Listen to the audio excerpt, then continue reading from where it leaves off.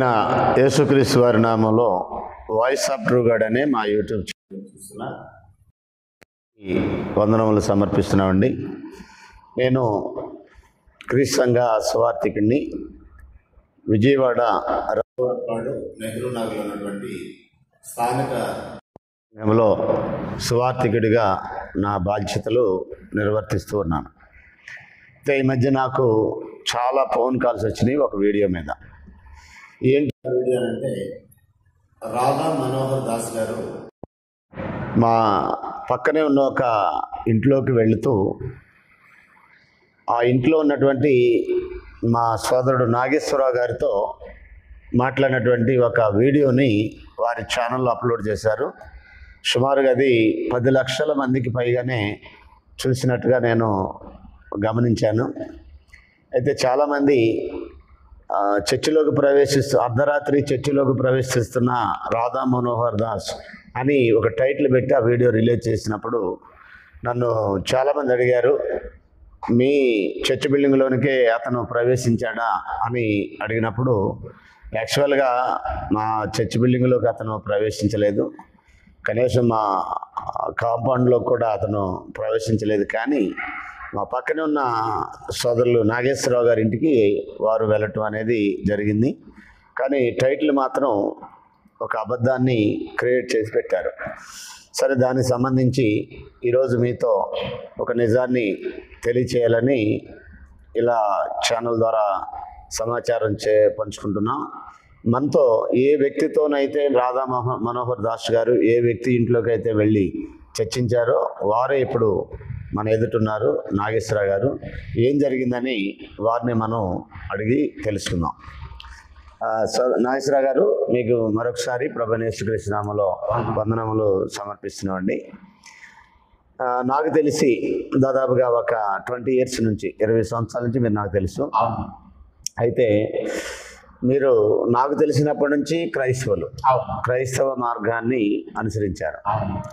మధ్యలో ఈ హిందూ మతంలోనికి వెళ్ళవలసిన అవసరం ఎందుకు ఏర్పడింది?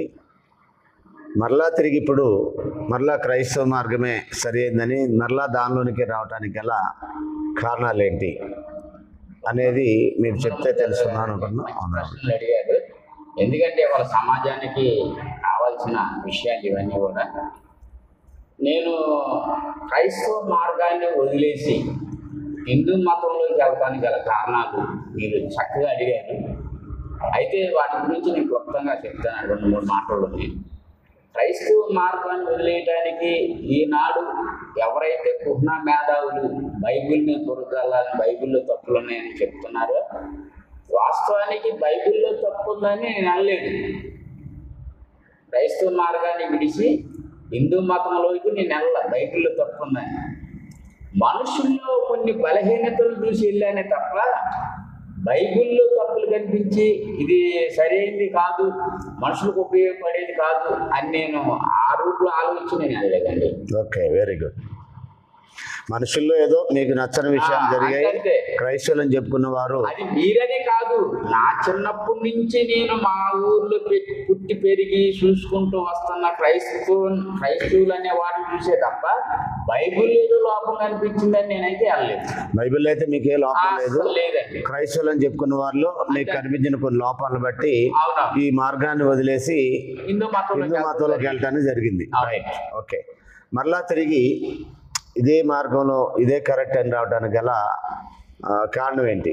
మంచి గుడ్ ప్రశ్న అండి. ఇది కూడా మళ్ళీ రావడానికి గల కారణం ఏంటంటే, నేను హిందూ మతంలోకి వెళ్ళిన దగ్గర నుంచి మరి ఆ హిందూ మత గ్రంథాల్లో ఉన్న కొన్ని వాక్యాలు ఏవైతే వాటిని చదువుతూ గ్రహిస్తున్నప్పుడు తర్వాత కొన్ని వీడియోలు చేసి హిందువులు సోదరులు ఎవరైతే ఉన్నారో వాళ్ళు ఏం చేస్తున్నారంటే, కొన్ని చర్చి బిల్డింగ్ల లోపలికి వెళ్ళి అడ్డగించడం, క్రైస్తవ మార్గాన్ని అడ్డగించడం, బెదిరించడం, బలవంతంగా జై శ్రీరామ్ అనండి అని బలవంతం చేస్తూ బెదిరిస్తూ బలవంతంగా బొట్లు పెట్టడం, ఇవన్నీ అప్పటి నుంచి ఎప్పుడైతే నేను క్రైస్తవ మార్గాన్ని విడిచి హిందూ మతంలోకి వెళ్ళానో అప్పటి నుంచి నేను అబ్జర్వేషన్ చేస్తాను.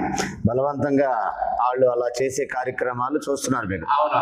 రైట్. నాకు ఆలోచన పడింది, ఏంట్రా బలవంత మార్పులు చేస్తారు క్రైస్తవులని చెప్పుకుంటూ ఎక్కడ నాకు కనిపించలేదు. బలవంతం ఏం చేశారు? ఎక్కడ ఏళ్ళలాగా బెదిరించి కొట్టి చంపేస్తా, జై శ్రీరామ్ అనకపోతే ఆయన బురద నీళ్లు చల్లటం, కలేపు నీళ్లు చల్లటం, ఇలాంటివి ఎక్కడ కూడా క్రైస్తవులు చేసిన దాఖలాలు అయితే లేవు. వాళ్ళు ఏ మతం మీద అసలు చెయ్యరు, దౌర్జన్యం చేయటం కానీ బలవంతంగా మార్చే ప్రయత్నాలు కానీ లేదు. మీకు అలాంటి కనపడాల మీ జీవితంలో? కనిపించలా. క్రైస్తవులు ఎప్పుడు అలా చేయాల? క్రైస్తవులు ఎప్పుడు అలా చేయాల? చేయలేదు. ఓకే. అప్పుడు నాకు అనిపించింది క్రైస్తవ ధర్మము ఎంత ఔన్నత్యం కలిగింది. ఇలాంటి ధర్మాన్ని వదిలేసి వాళ్ళు అంటున్న పదం, నేనైతే అంటలేదు, వాళ్ళు వాడుతున్న పదం ఏంటంటే హిందూ ధర్మము. ఈ ధర్మం అనే పదాన్ని చాలా సీరియస్గా తీసుకోవాలి.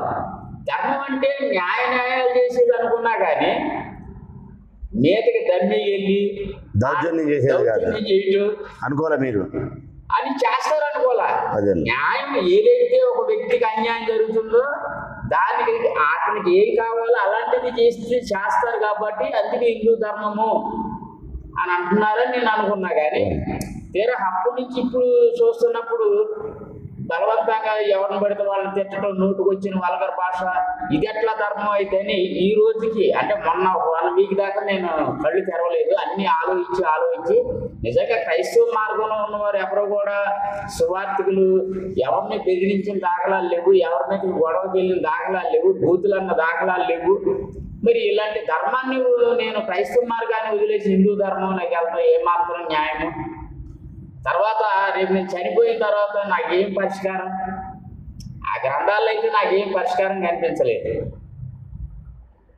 బైబిల్లో ఇచ్చినంత స్పష్టంగా హిందూ గ్రంథాల్లో నాకు అంత స్పష్టత అయితే కనిపించలేదు. దానికనే మళ్ళా తిరిగి నేను నా యొక్క పునర్జన్మాన్ని మళ్ళీ మొదట్లో ఏ మార్గంలో అయితే ఉన్నారో మళ్ళీ తిరిగి ఆ మార్గంలోకి వచ్చారు. అవునవును. రైట్. మీరు చెప్పిన సమాధానంలో ఒకటి నాకు అర్థమైంది ఏంటంటే, ధర్మం పేరిట దౌర్జన్యాలు చేస్తున్నారు. క్రైస్తవులు నాకు చిన్నప్పటి నుంచి తెలుసు, మీ చిన్నప్పటి నుంచి తెలుసు, అయినప్పటికీ వాళ్ళు ఎక్కడ అలా దౌర్జన్యాలు చేయలే. వాళ్ళు నమ్మిందేదో ప్రజలకు చెప్పారు, నచ్చితే స్వీకరిస్తారు, లేదంటే వదిలేస్తారు. అంతేగాని ఎవరి మీద దౌర్జన్యం చేయలేదు. వాళ్ళే బలవంతపు మత మార్పిడిలు చేస్తున్నారని ప్రచారం చేస్తూ ఎవరి మీద బురద జల్లుతూ వాళ్ళు బలవంతంగా మార్చే ప్రయత్నాలు చేస్తున్నారంటారు. రైట్. తర్వాత వాళ్ళలో కూడా అందరూ అలాగ లేరండి. నాగేశ్వరరావు గారు, మీరు ఈ విషయాన్ని గమనించాలి. నాకు తెలిసి కొంతమంది హైందవ పండితులు ఉన్నారు, వారు వేదాల మీద పట్టున్నవారు. వారిలో గరికపాటి నరసింహరావు గారు ఉన్నారు. వారు ఎక్కడ అలాంటి దుర్భాషలు కానీ పరుష పదాజాలాలు కానీ వాడలేదు. తర్వాత సెగండి కోటేశ్వరరావు గారు అని ఒక ఆయన ఉన్నాడు. ఆయన కూడా మంచి పండితుడు, మంచి వక్త, మంచి ఫేమస్ స్పీకర్ ఆయన హిందువుల్లో.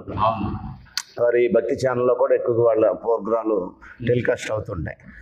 ఆయన కూడా ఎక్కడ ఈ పరుష పదాజాలాలు కానీ ఇతర మతాలపై ఒక దూషణ కానీ చేయలేదు. కానీ ఈ మధ్య కొంతమంది, ఈ కరుణాకర్ దాస్ అనే ఒక అతను, లలిత్ కుమార్, కరుణాకర్ సుగుణ అనే ఒక వ్యక్తి, లలిత్ కుమార్ అనే వ్యక్తి, రాధా మనోహర్ దాసు, భాస్కర్ రాజు, ధర్మ మార్గం భాస్కర్ రాజు గారు, హమారా ప్రసాద్ గారు, వీళ్ళే కొంచెం దీన్ని వేరే వేరే మత కలహాలకి రేగేటట్టుగా ప్రేరేపిస్తూ మాట్లాడతారు. అయితే వాళ్ళతో పాటు ఈ క్రైస్తవులను చెప్పుకునే వాళ్ళు కూడా కొంతమంది అలాంటి పరుష పదాజాలాలు వాడి ప్రజల్ని రెచ్చగొట్టి మత కలహాలు రేపే విధంగా క్రైస్తవులను పడే వాళ్ళు కూడా మాట్లాడే వాళ్ళు ఉన్నారు. అలాగే ఇస్లాంలో కూడా ఇలాగ మాట్లాడే వాళ్ళు ఉన్నారు. అన్ని మతాల్లో ఒక గౌరవపదంగా వాళ్ళు నమ్మిన విషయాన్ని ఇతరులకు చెప్పాలనుకునే తత్వం కలిగిన వాళ్ళు ఉన్నారు. అలాగే వారు నమ్మిన ఇతరుల మీద బలవంతంగా రుద్దాలని పరుష పదాజాలాలు వినియోగించే వారు కూడా ఉన్నారు. మీరేమంటారు దీనికి? కాబట్టి ఎక్కడో కొంతమంది దౌర్జన్యం చేస్తున్నారని మొత్తం హిందువులంతా అదే అని మనం అనకూడదు కదా. అప్పుడు ఎక్కడో కొంతమంది క్రైస్తవులు మాట్లాడారని క్రైస్తవులందరూ అదే అని మనం అనకూడదు కదా. అలాగే ఎక్కడో ముస్లింలు కొంతమంది అలా చేశారని మొత్తం ముస్లింలంతా అలాగే దౌర్జన్యాలు చేస్తారని మనం అనకూడదు. సరే, వాళ్ళు కొంతమంది మనుషుల యొక్క ప్రాబ్లం ఇది. ఇప్పుడు మీకు ఏం చెప్తాంటే, ఇక్కడున్న మనుషుల్లో ఉన్న లోపాన్ని బట్టే నేను వెళ్ళాను అంటే, అటు ప్రతి మతంలో మనుషుల లోపాలు ఉంటాయి. కాబట్టి ఒక్కొక్కటాన్ని వదులుకొని వెళ్ళాల్సి వస్తుంది. అవును. ఇప్పుడు ఏ మతంలోకి వెళ్ళినా పర్ఫెక్ట్గా అందరూ కరెక్ట్గా ఉంటారని మనం చెప్పలేం. అందుకే కదా మళ్ళా తిరిగి నేను మళ్ళీ నా సొంత నేను ఏదైతే విశ్వసించానో చిన్నప్పుడు అదే రైట్ అని వచ్చారు మీరు. వచ్చాను. 5 ఏళ్ళు సరే సమానంగా ఉండవు అనేది ఎంత సత్యమో అవును. అలాగే అన్ని మతాల్లో మనుషులందరూ ఒకేలాగా ఉండరు, అవును. ఒక్కొక్కరు ఒక్కోలా ప్రవర్తిస్తారు అనేది మీరు గ్రహిస్తారని నేను ఆశిస్తున్నాను. ఏదేమైనా మరలా తిరిగి నువ్వు ప్రారంభంలో ఏ మార్గం అయితే సరైందని నమ్మావో అదే క్రైస్తవ మార్గాన్ని తిరిగి వచ్చినందుకు మీకు ప్రత్యేకమైనటువంటి వందనములు, హృదయపూర్వకంగా స్వాగతం పలుకుతున్నాం. అయితే లాస్ట్కి ఇంకో క్వశ్చన్ వేసి ఈ కార్యక్రమాన్ని మనం ముగిద్దాం. లాస్ట్ క్వశ్చన్ ఏంటంటే, ఇప్పుడు గతంలో మీరు హైందవ మార్గంలో లేక హిందూ మతంలోకి వెళ్ళినప్పుడు మిమ్మల్ని వినియోగించుకొని ఈ రాధా మనోహర్ దాస్ కానీ ఇంకెవరైనా అలాంటి వ్యక్తులు మీ వీడియోలు చేసి పాస్టర్ మార్పు చెందాడు, పాస్టర్ హిందూ మతంలోకి వచ్చాడు, ఎక్స్ క్రిస్టియన్ హిందూ మతాన్ని స్వీకరించాడు, ఎక్స్ పాస్టర్ హిందూ మతంలోకి వచ్చాడని ఇలా పలు రకాల వీడియోలు చేశారు కదా. ఆ వీడియోలు చేసిన వాళ్ళకి, తర్వాత ఆ వీడియోలు చూసిన వాళ్ళకి, ఆ వీడియోలు చేసి టెలికాస్ట్ చేసిన వాళ్ళకి, ఆ వీడియోలు చూసిన వారికి మీరేమి సందేశం ఇస్తారు? వాస్తవానికంటే నాకైతే సొంత ఛానల్ అయితే లేదు. ఆ ఎక్స్ క్రిస్టియన్ పెట్టింది కూడా వాళ్ళే. ఓకే. ఇప్పుడు రాధా మనోహర్ దాస్ గారు వచ్చేట వీడియోలు చేస్తాడన్న సంగతి నాకు తెలియదు, యథార్థం. ఓకే. ట్రూత్. ఇప్పుడు ఏదో నన్ను ఏదో దగ్గర తీశారు కదా అని నేను ఇంటికి ఆహ్వానించాను. సరే, అందులో హిందూ ధర్మము అని అంటున్నారు కదా. ధర్మం అంటే అటు క్రైస్తవులకి హాని జరగకుండా, దారి తప్పి వచ్చిన వాడికి కూడా హాని జరగకుండా ఏది మేలు చేస్తారని నేను ఆలోచించాను.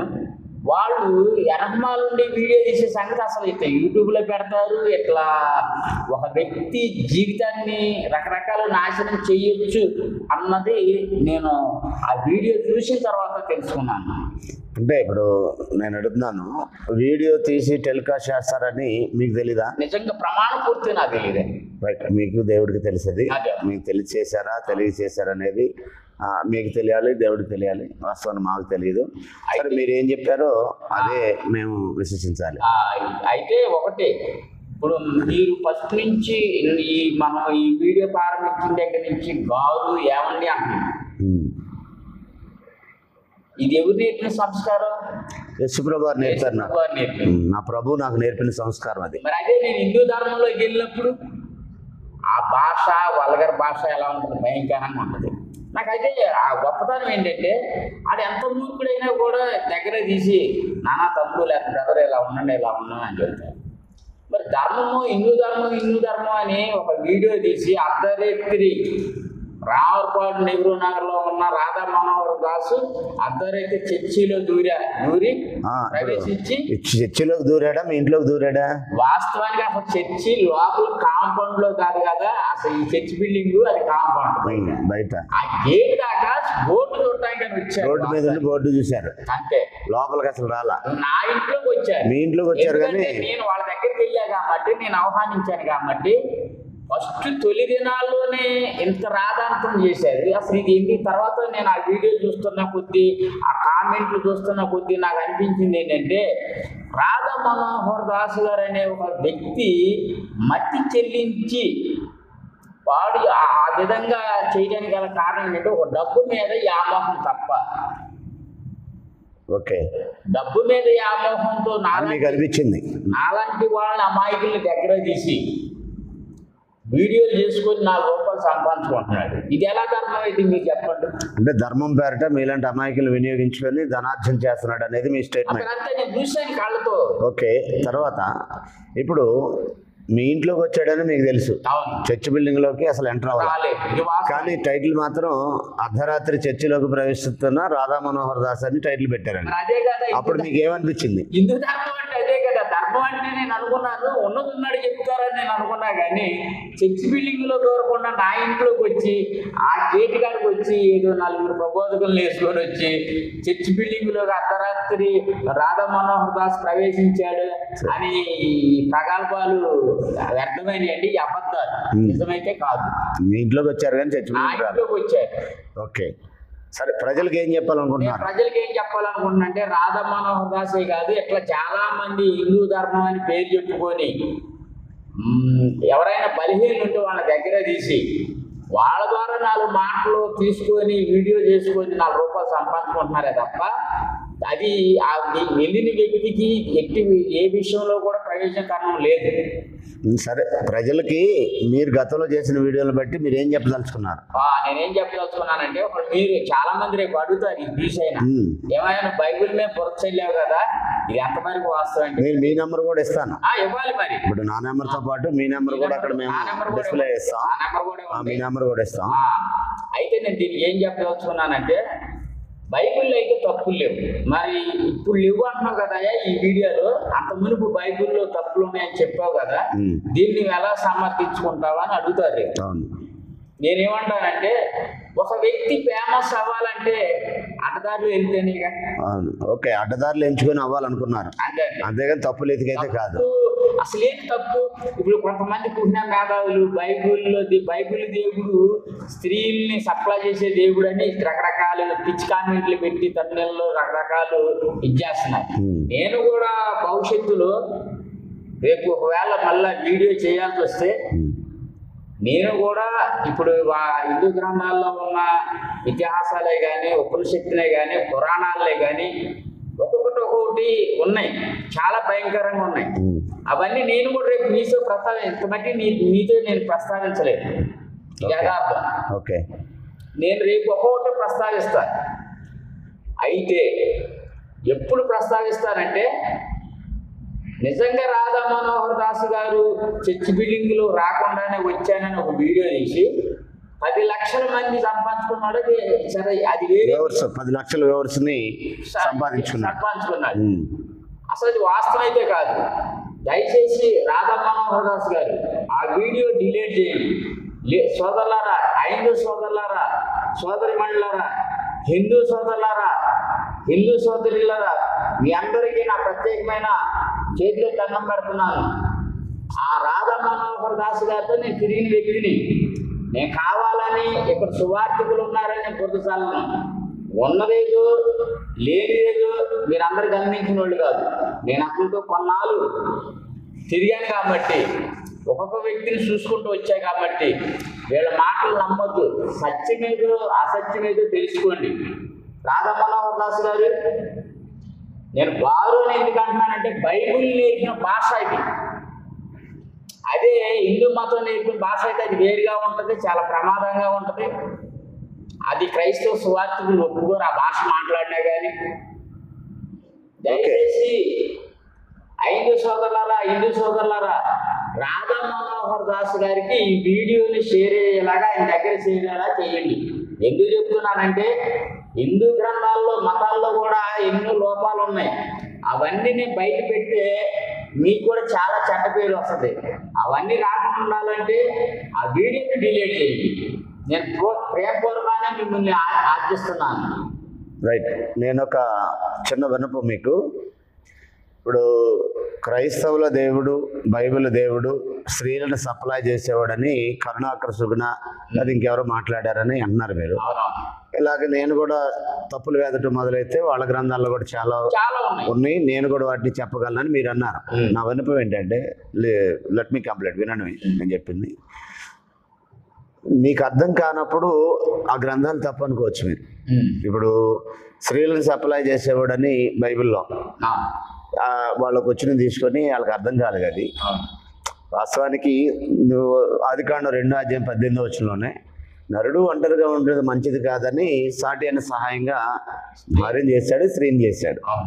కాబట్టి దాన్ని అపార్థం చేసుకొని ఆయనే ఒక స్త్రీని తీసుకొని సప్లై చేశాడని మాట్లాడతారండి. అర్థం కాదు పాపం. ఒక మాట వాళ్ళకి అర్థం కాక అలా అపార్థం చేసుకొని మాట్లాడుతున్నారు.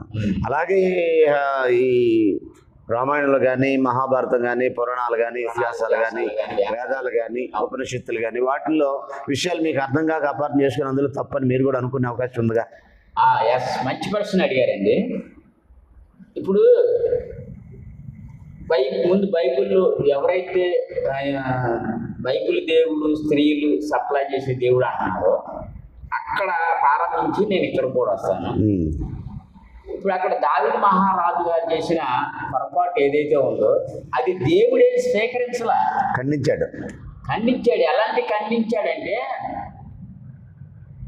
రియల్ హీరో అండి వాస్తవానికి. ఇది మానవుల్లో దావీదు మహారాజు గారు నేను ఖండించిందని రియల్ హీరో.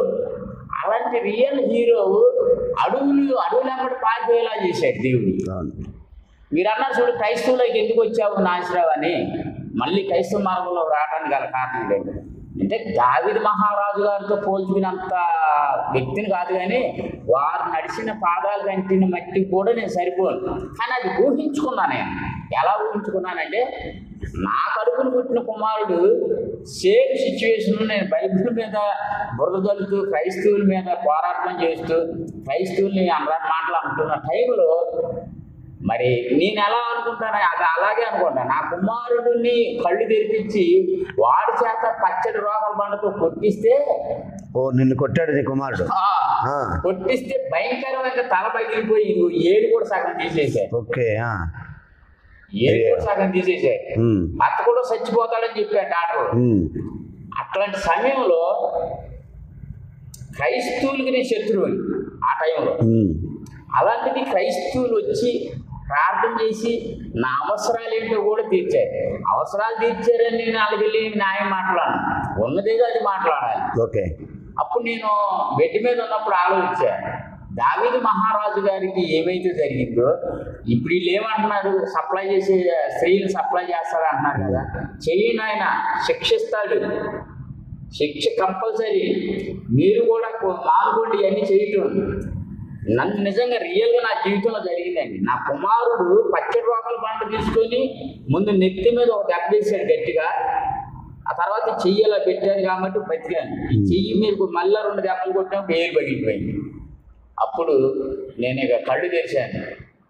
నిజంగా బైబిల్లో అసలు తప్పులు ఉన్నాయా? తప్పుల్లా కనిపించాక నేను కూడా ఇలా విషయాలు విని అట్లా అపార్థం చేసుకున్నానా అని మళ్ళీ దావీదు మహారాజు గారికి సంబంధించిన చదవటం మొదలుపెట్టిన సమయంలో చదివినాక తేటగా చదివి గ్రహించినాక నాకు తేలింది ఏంటంటే, దావీదు మహారాజు తప్పు చేయాలనుకున్నాడు. తర్వాత అసలు బైబిల్ అంతా క్షుణ్ణంగా చదువుతుంటే భక్తులు తప్పు చేశారు కానీ దేవుడు ఎక్కడా తప్పు చేయలేదు.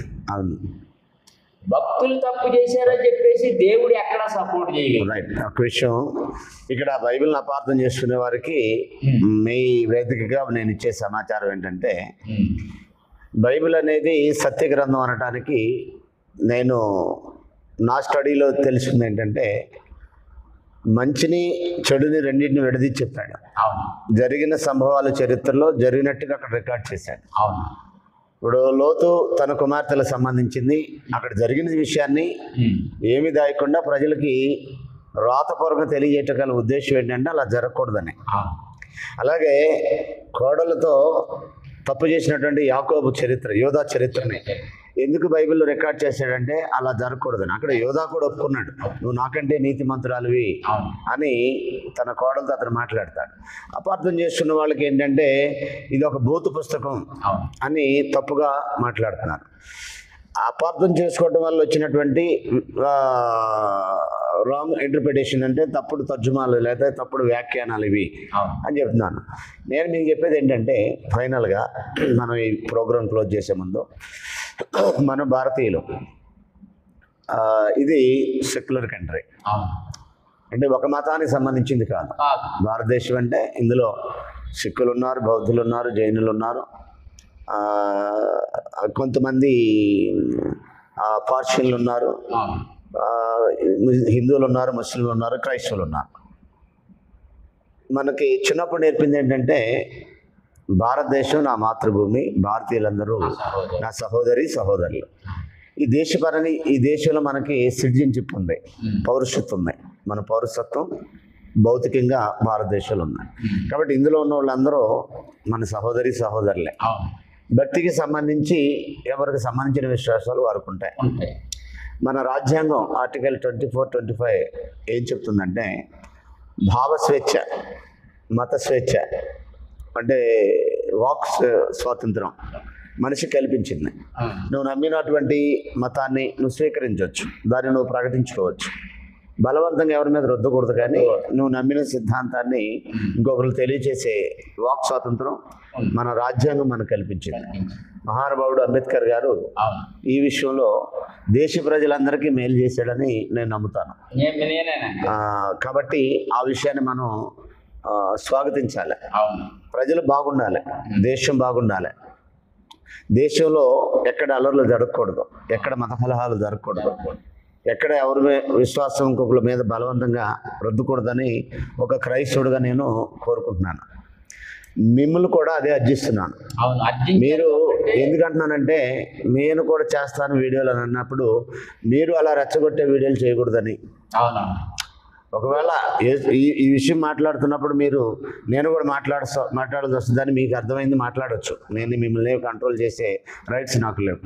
రైట్. నా ఎనాలిసిస్లో నేను చెప్పేది ఏంటంటే, ఒక దేశ పౌరుడిగా దేశ ప్రజల మధ్య సమస్యని క్రియేట్ చేసేటట్టుగా, మనుషుల మధ్య పగలో ప్రతీకారాలు లేకపోతే కక్షలు కార్పణ్యాలతో కూడినటువంటి వాతావరణం క్రియేట్ చేసేటట్టుగా దేశంలో ఏ పౌరుడు కూడా పనిచేయకూడదు.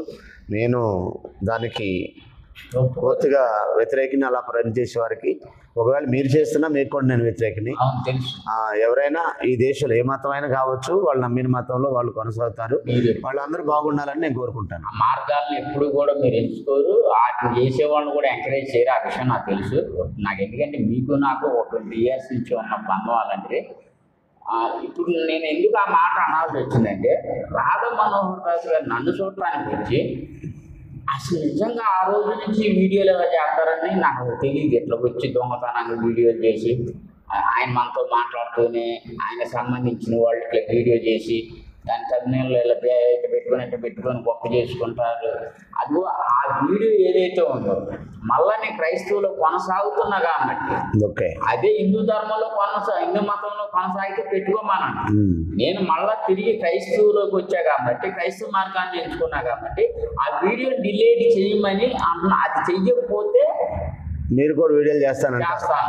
రైట్. అది మీ వ్యక్తిగత చాయిస్, అది మీ పర్సనల్ చాయిస్, ఇండివిజువల్ చాయిస్ అది. సరే, ఈ ప్రోగ్రాం మనం ముగిద్దాం. మీ అమూల్యమైన సమయాన్ని వెచ్చించి మరలా గతంలో మీరు ఏదైతే పొందిన మార్గాన్ని, సరైన దాన్ని వదులుకొని వెళ్ళి మరలా తిరిగి వచ్చారో దాన్ని బట్టి మిమ్మల్ని మరొకసారి అభినందిస్తున్నాను. మీ అందరికి కూడా వందనములు. ఈ వీడియో వీక్షిస్తున్న వారందరికీ ఒక విన్నపం అండి. ఇక్కడ ఎవరిని వ్యక్తిగతంగా దూషించడానికో కించపరచడానికో మేము చేసింది కాదు. మరి నేను పనిచేస్తున్న ఈ చర్చ్ బిల్డింగ్ని చూపిస్తూ రాధా మనోహర్ దాస్ గారు కొంచెం తప్పుగా ఇక్కడ ఇది రామర్పాడు, ఇక్కడ జరిగేదంతా పాడు అని నువ్వు రారా అనుకుంటే ఒక హేళనతో ఈ నాగేశ్వరరావు గారి గృహంలోకి వెళ్ళటం ఆ వీడియోలు నేను చూసాను. యాక్చువల్గా ఆ రోజు నేను వైజాగ్లో ఉన్నాను, ఇక్కడ లేను.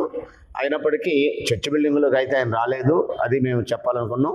నాకు ఫోన్ చేసిన వారికి కానీ ఆ వీడియో చూసినటువంటి 10 లక్షల పై మంది ఉన్నారు. వారందరికీ మేము ఇచ్చే సమాధానం ఏంటంటే, ఆయన చర్చిలోకి ప్రవేశించాడు అనేది పచ్చి అబద్ధం. ఒక సోదరుని గృహంలోనికి వెళ్ళాడు ఆయన ఆహ్వానిస్తే. అలా రాసుకుంటే మాకేం ఇబ్బంది లేదు. కానీ ఒక అబద్ధాన్ని చెప్పాడు కనుక ఇదేంటంటే మీ దగ్గరికి వచ్చాడంటే మీ లోపల ప్రవేశించాడని నాకు చాలామంది మా సహోదరులు ఫోన్ చేశారు. వాళ్ళందరూ కూడా చెప్పేది ఏంటంటే అది అబద్ధం, చర్చిలోకి రాలేదు ఆయన. పక్కన ఉన్నటువంటి ఎవరో మా సోదరులు నాగేశ్వరరావు గారు పిలిస్తే వారి గృహానికి వెళ్ళారు. ఇది వారే చెప్పారు కనుక మీరు వాస్తవాలు గ్రహించాలనే మేము ఈ విషయం చెప్పాము. ఈ దేశ ప్రజలందరికీ దేవుడు శుభం కలజేయాలని, వాళ్ళని పచ్చగా ఉంచాలని మేము కోరిపోయినా ఆయన ఉంచుతాడు. ఎందుకంటే నీతిమంతులకి అనీతిమంతులకి వర్షాన్ని ఇచ్చి ఫలవంతమైన ఋతువులు ఇచ్చి ఆహారం ఇచ్చేవాడు నేను నమ్మిన దేవుడు. అందరికీ మేలు చేసేవాడు నేను నమ్మిన దేవుడు. భక్తున్నా లేకపోయినా అందరికీ ఆహారం ఇస్తున్నాడు. కాబట్టి అందరూ బాగుండాలని దేవుడు కోరుకుంటున్నాడు. మేము కూడా ఆయన పిల్లలుగా అందరూ బాగుండాలని కోరుకుంటున్నాం. మేము ఎవరిని బలవంతంగా ఎవరిని మార్చే ప్రయత్నం ఇప్పటి వరకు చేయలేదు, భవిష్యత్తులో కూడా చేయం. ఎందుకు చేయమనంటే, దేవుడు మనుషులు చేసినప్పుడే ఒక మేలేదో కీడేదో తెలియజేశాడు. మేలు చేయాలో కీడు చేయాలో ఆ ఇండివిజువల్ చాయిస్ అనేది మనిషికే వదిలేశాడు. బైబిల్ చెప్తుంది, నేడు మరణము జీవము నీ ఎదుట ఉంది. ఆశీర్వాదం శాపం నీ ఎదుటుంది, ఏం కావాలో నువ్వు కోరుకన్నాడు. మొదటి మానవుడిని తప్పు ఒక పండు తినొద్దు అన్నాడు. తినేటప్పుడు వెళ్ళి బలవంతంగా ఆయన ఏం లాగల, అతని యొక్క ఇష్టాన్ని వదిలేసేస్తాడు.